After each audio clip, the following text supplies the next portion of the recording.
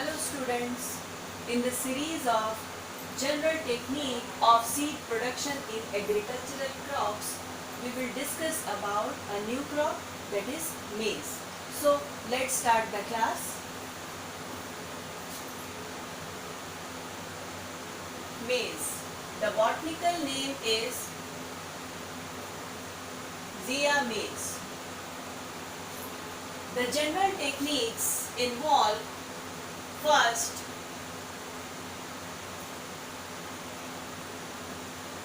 land requirement. There is no specific land requirement for Zea mays, but the selected field should be free from volunteer seedlings and field must be well drained and aerated. Well drained and aerated. Now, second is the isolation. Since Zea mays is a cross-pollinated crop, that's why isolation is very necessary, and the field must be isolated at least by 200 to 400 meters from field of other varieties of maize. Third, cultural practices. देखिए क्या क्या cultural practices use में ले आई जाती हैं. जिसमें पहला है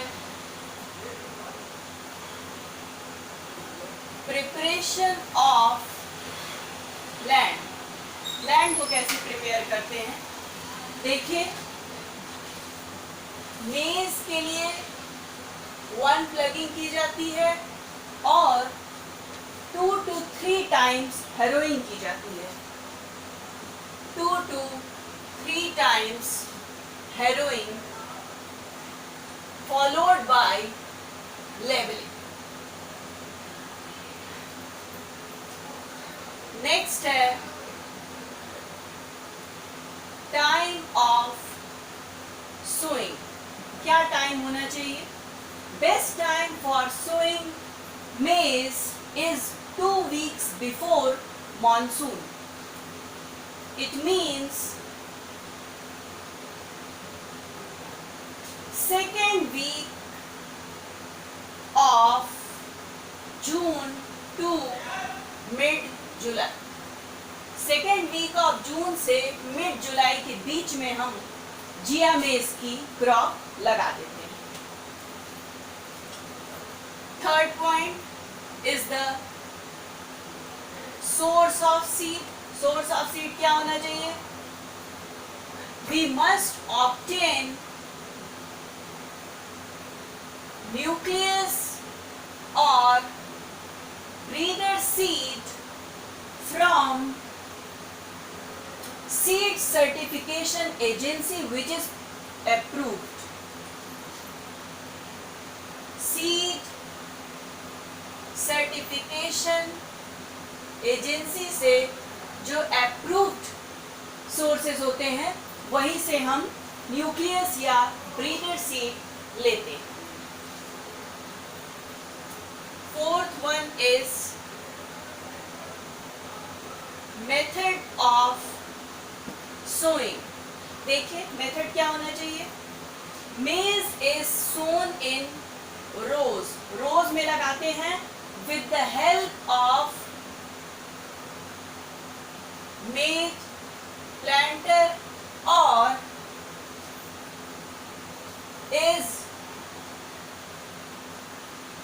dibbled by hands in furrows. और जो सीडिंग की जो डेप्थ है वो होनी चाहिए 5 से 6 सेंटीमीटर. डिबलिंग मतलब रोज में होल्स बना लिए जाते हैं और उसी होल्स में फिर हम क्या करते हैं, सीड को इंसर्ट कर देते हैं करीब 5 से 6 सेंटीमीटर की डेप्थ में। डिपलिंग एक प्रकार का हैंड इम्प्लीमेंट होता है जिसमें हम होल्स बनाते हैं सॉइल में, इसे कहते हैं dibbling. Now the next technique, fifth point is spacing. Spacing कितना होना चाहिए, देखिए रो टू रो होना चाहिए 60 to 75 सेंटीमीटर और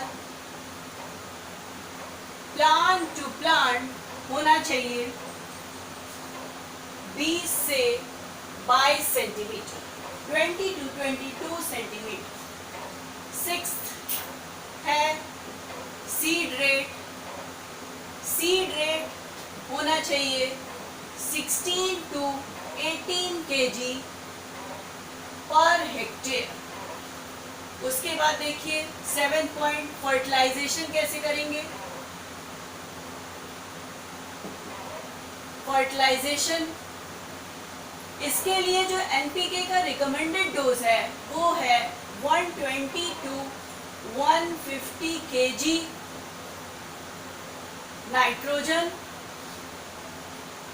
50 to 60 kg phosphorus and 40 to 50 kg potassium per hectare. इतना होना चाहिए, ये इसका रिकमेंडेड डोज है। अगर जिंक डेफिशिएंट सॉइल है, जिंक की कमी हो जिस सॉइल में, तो हम करीब 25 kg जिंक सल्फेट अप्लाई कर देते हैं per hectare. 25 kg per hectare zinc sulphate, zinc deficient soil अगर है तो उसमें हम अप्लाई कर देते हैं। अब देखिए ये तो इसका रिकमेंडेड डोज है।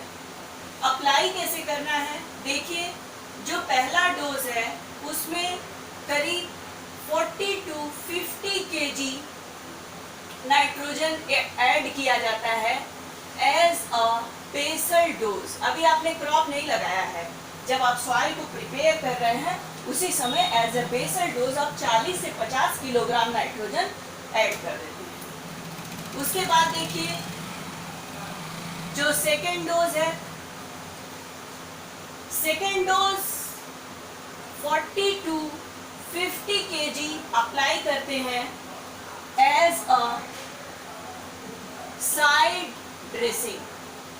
साइड ड्रेसिंग मतलब जो क्रॉप है आपकी वो करीब 1 फीट की जब हो जाती है तो हम उसमें, प्लांट जो है वो करीब 1 फीट का हो जाता है तो उसमें हम 40 से 50 kilogram as a side dressing nitrogen add करते हैं। और थर्ड यानी कि जो उसका फाइनल डोज है, तो जितना बचा हुआ पार्ट है, रिमेनिंग डोज है, उसको हम ऐड करते हैं जस्ट बिफोर फ्लावरिंग। फ्लावरिंग से जस्ट पहले हम जो बचा हुआ जितना पोर्शन है उसको हम उसको ऐड कर देते हैं। ये जो है जो थर्ड डोज है ये लास्ट एप्लीकेशन होता है नाइट्रोजन का। उसके बाद देखिए 8वां point, irrigation and drainage. Irrigation and drainage. Maize is very sensitive to excessive water and drought. बहुत ज़्यादा सूखा भी नहीं पड़ना चाहिए और एक्सेस वाटर भी नहीं होना चाहिए, क्योंकि मेज इन दोनों के लिए क्या होता है, वेरी सेंसिटिव। और ड्रेनेज तो वेरी इंपॉर्टेंट फैक्टर है।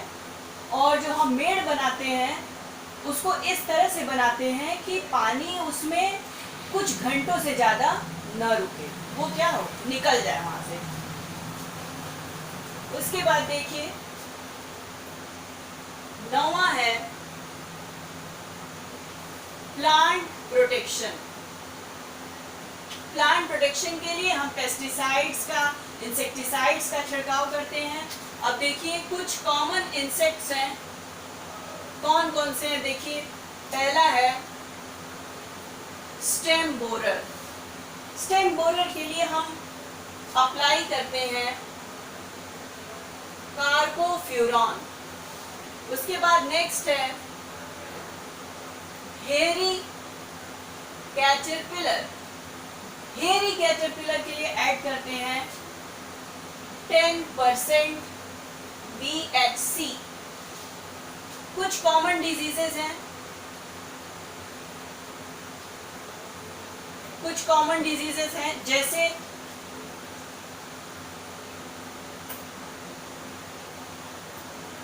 Seedling blight, maize seedling blight. इसके लिए हम अप्लाई करते हैं कार्बोक्सिन। नेक्स्ट कॉमन डिजीज है लीफ ब्लाइट। इसके लिए हम अप्लाई करते हैं zineb. The third one is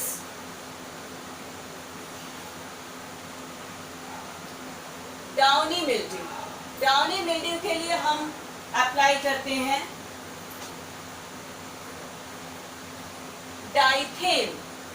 और लास्ट जो बहुत ही कॉमन डिजीज है called as head smut, ears में होता है, इन्फ्लोरेसेंस में होता है, और इसके लिए हम छिड़काव करते हैं कार्बोक्सिन का। तो ये कुछ कॉमन डिजीजेस हैं और ये पेस्टिसाइड्स हैं जिनको हम अप्लाई करते हैं मेज को प्रोटेक्ट करने के लिए, बचाने के लिए।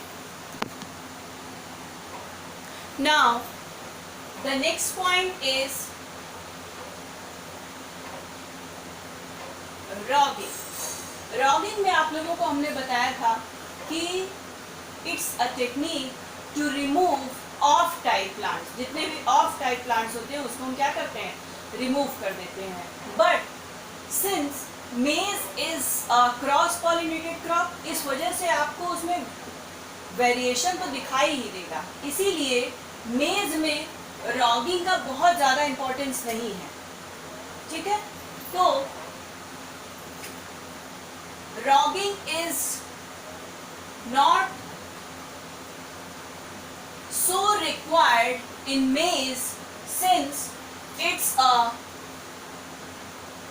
cross pollinated crop। Cross pollination होता है जिसकी वजह से वेरिएबिलिटी दिखाई ही देती है।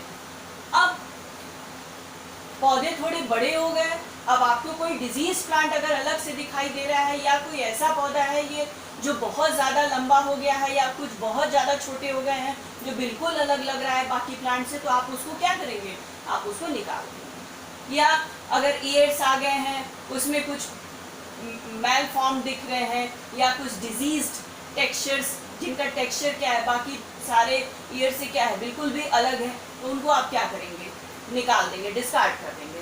तो हार्वेस्टिंग जब हम लोग करते हैं तो उसी समय हम क्या करते हैं, रॉगिंग कर लेते हैं और उससे सॉर्ट आउट कर लेते हैं जितने भी ऑफ टेक्सचर्ड और ऑफ कलर्ड ईयर्स, उनको हम क्या करते हैं, सॉर्ट आउट। उसके बाद देखिए नेक्स्ट पॉइंट है हार्वेस्टिंग ऑफ मेज ईयर्स। मेज ईयर्स को तभी हम हार्वेस्ट करते हैं जब उसमें मॉइस्चर कंटेंट हाई होता है। करीब 30 to 35% जब मॉइस्चर कंटेंट होता है तभी हम क्या करते हैं, मेज के ईयर्स को क्या करते हैं, कट कर लेते हैं। और अर्ली हार्वेस्टिंग का फायदा ये होता है कि it prevents losses in the fields due to bird damage, stalk breaking etcetera. तो स्टॉक ब्रेक हो सकता है, बर्ड डैमेज हो सकता है। इससे बचने के लिए जब 30 से 35% मॉइस्चर कंटेंट रहता है तभी हम मेज ईयर्स को हार्वेस्ट कर लेते हैं। उसके बाद नेक्स्ट है sorting and drying of maize ears. Sorting and drying of maize ears. Sorting क्या है? जब हार्वेस्टिंग हो जाती है उसके बाद जितने भी ऑफ कलर टेक्सचर के जो ईयर्स होते हैं उनको क्या करते हैं हम? शॉर्ट आउट कर लेते हैं, अलग कर लेते हैं। इसे ही क्या करते हैं? शॉर्टिंग करते हैं, शॉर्टिंग करते हैं। और जितने भी मेज ईयर्स होते हैं उनको क्या कर लेते हैं हम? ड्राई कर लेते हैं। जितने भी डिजीज्ड होते हैं मेज ईयर्स उनको क्या करते हैं? हटा देते हैं, डिस्कार्ड कर देते हैं। उसके बाद शेलिंग। आप लोग देखे होंगे जो मेज होता है ऊपर क्या होती है? ढेर सारी कवरिंग्स होती है। उसी कवरिंग का जो रिमूवल होता है उसी को हम क्या करते हैं? शेलिंग। तो shelling should be undertaken after the approval of seed certification agency has been obtained। जैसे ही सीड सर्टिफिकेशन एजेंसी से हमें अप्रूवल मिल जाता है उसके बाद हम शेलिंग कर लेते हैं और सीड्स को क्या करते हैं? सेपरेट कर लेते हैं, अलग कर देते हैं। उसके बाद होता है प्रोसेसिंग। शेलिंग के बाद जो सीड्स होते हैं उनको क्या कर दिया जाता है? प्रोसेस कर दिया जाता है। और फाइनली देखिए सीड यील्ड, जो एवरेज सीड यील्ड होती है वो हमें मिलता है करीब 25 to 30 quintals per hectare. 25 to 30 quintals per hectare. तो ये इतना हम लोगों को यील्ड, एवरेज सीड यील्ड मिल जाती है। So that's all about this topic and we will meet again with the new crop in the next video. Till then, thank you and bye bye.